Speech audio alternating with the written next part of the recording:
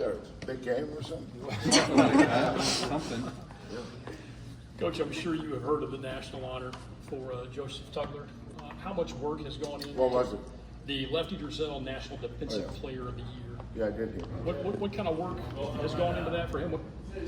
What kind of honor is that for him as a player? Well, he's not playing by himself. I mean, he's part of a team defense. I mean, we have the #1 rated, statistically rated defense in the country. And probably the most important part of our defense is our coverage calls. You know, obviously he had no idea what that stuff was before he got here. But JoJo's a great student. He's a great listener, and you know, one of the keys to coaching is learning how to coach each individual, because they all don't learn the same way, nor do they comprehend things the same way. But JoJo is a quick learner. Xavier, JoJo's ability to recover from one action and then block a shot at the rim on another action. I'm still amazed. I don't know if you guys remember certain plays during the year, because I don't know how much you guys watch individual stuff, but we're playing Kansas State in Manhattan, and we had a breakdown, and Joe came up to help, and the Kansas State, but as far as family, you know, when I got here in 2014, the first person I hired was Kelvin, 14-15. Then the next season, I think the next season, I hired Lauren. Hollis and Quanis was my starting backcourt at Oklahoma. Recruited Hollis when he was 16 years old, and he's still with me. I guess he's like my son. Quanis, you know, I've known Quanis since 1997 or 98. You know, we're thrilled about his new opportunity. You know, Casey and I go way back to our coaching the Canadian senior national team. Matt was a manager. Daniel Hickson, who's now with the Spurs, was a manager. Bilal Batley was a manager. I just like to keep things in house. I have I have a lot of confidence in how we do things. And how we do them is the way we do them. It's not up for negotiation or discussion. Either like it or you don't, and we don't really care either way. With just how we do it. But our family is what binds us together. The person that probably doesn't get enough credit is my wife, Karen. You know, she's been my head coach for 45 years, and she knows how to coach me. She's good at it. If you don't believe me, ask her. Can you talk about what LJ Cryer has meant to your team and the unique opportunity he has to win a national championship with a second school? Yeah, I don't know what to say about that, but I can tell you about LJ. I think the maturity level of our team has a lot to do with him, because his maturity. LJ has a very old soul. There's nothing 21 or 22 years old about him. He's a grown man. He comes in every day, does his work. Probably the most important meeting that I've had, I'm constantly meeting with our kids individually. Make sure they understand their roles and what I think they can do better to help our team more in their role. But when we got back from Las Vegas in early December,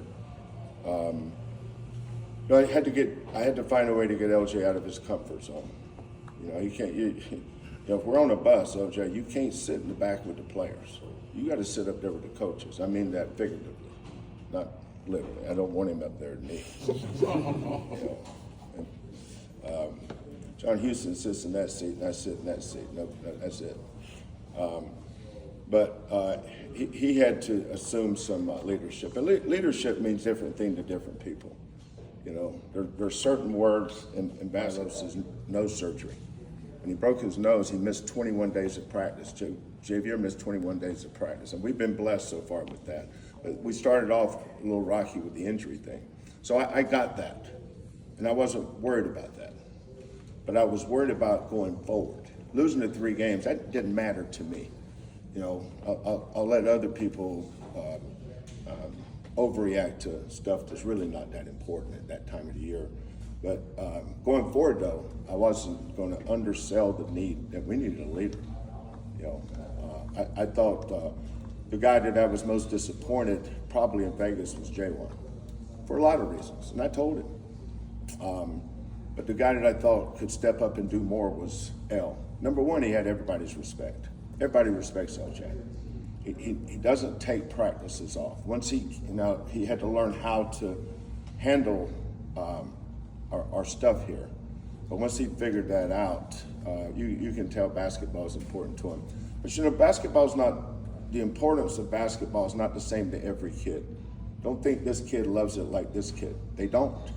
That's why you see some kids have short careers, because they're looking to get out. They're tired of it. They went to Have you college. guys had a chance to kind of catch your breath, and how important might that time be before you leave for San Antonio, I guess, tomorrow? I think we started on Duke today. Started film kind of early, but we've had time to get our bodies right and get out of treatment. And like I said, we already got past Tennessee. We're not worried about that anymore. And going into this game, just like I said, going in knowing the main focus. You got some great guys. It's the reason in the Final Four. Lottery picks. So it's going to be a tough game, but just us having our bodies right 100% and just going into the game and try to play how we did against Tennessee. Are they player for player the most talented team that you've seen this year or you will face? On paper, yeah, but we've seen that a lot, especially when we played against Auburn, Alabama, those teams, Texas Tech, Arizona. But I feel like our defense is what gets us going. So on paper, yeah, they're pretty good, but I feel like once we come in with that defense mentality, it's going to be a different ball game. It seems like all the time you guys are looked at like the underdog or something. And at what point is this all going to play out that people will maybe take you serious? I mean, like No, got to. I mean, doesn't matter. not at all.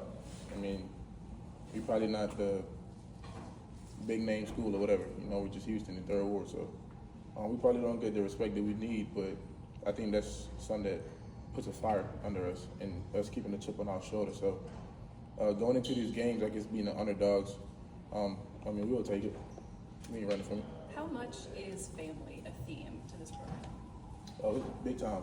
And I can go back to when I first started my freshman year, at 17 years old. This is my first visit that I had set up, and I didn't take any other visits because I just felt like it was at home. So, especially starting my teammates too, I love those guys. And the coaches, they treat you like their sons.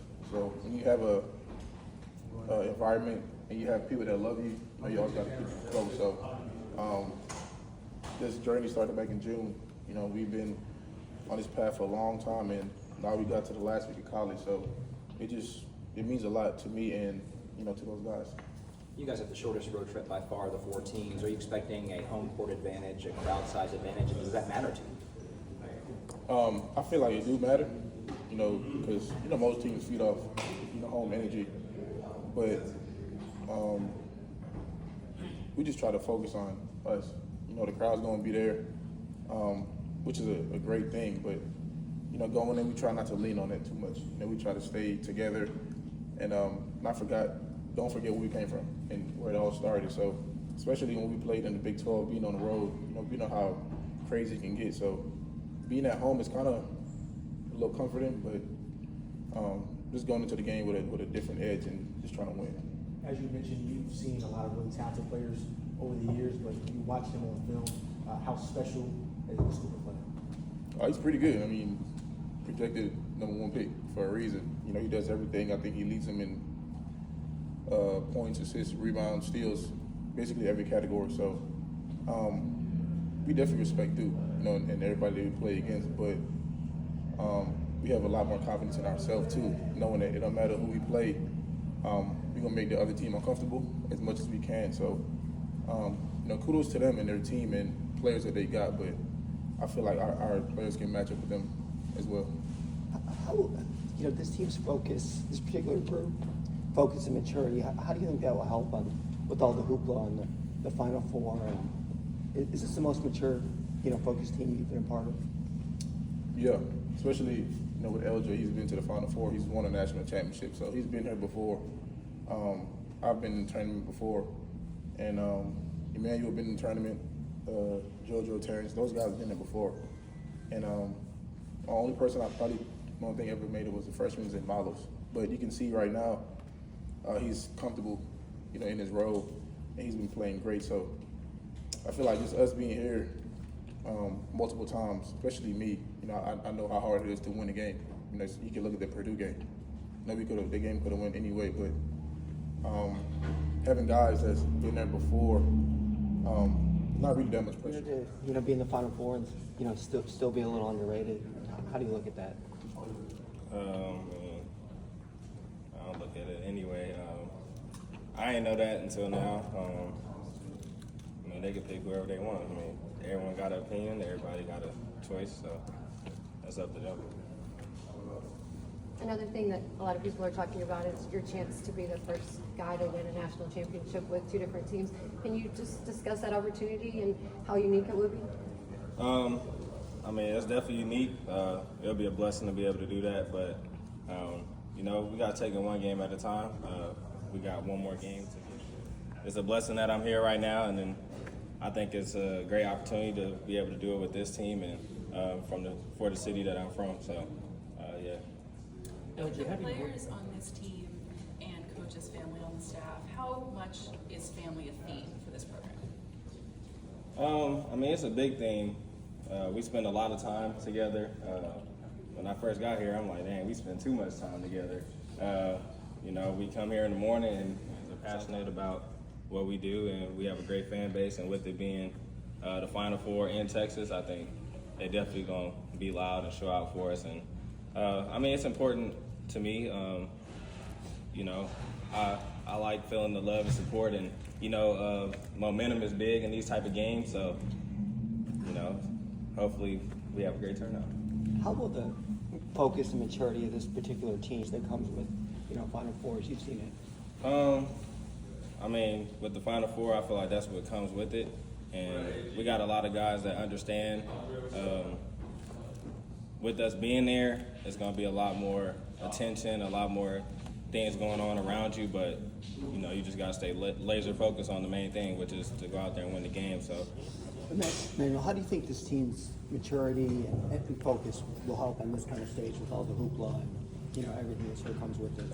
It'll help a lot. We got a lot of veterans on this team, Juwan, LJ, JB, a lot of vets and guys that have been to the Final Four already, so they know what it takes and they know what type of mindset they have.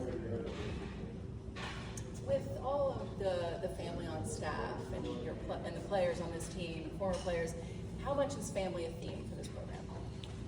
It's almost the whole thing. That's why I came here in the first place, was because of the family atmosphere. I hadn't taken any more visits to any other schools. I got on one Zoom call with this staff and saw how family oriented they were, and I was sold. I didn't have to talk to anybody else, and that's why I came here. And I feel like that's the reason. He's been doing a great job. What is it about Emanuel that makes him able to hit those pressure shots? What do you think it is that sort of separates him as a shooter in those situations? His confidence. He's super fearless. He believes any shot he shoots, once he passes half court, is going in, and so do I. So I feel like along with the work he puts in, he can make those shots. I appreciate it.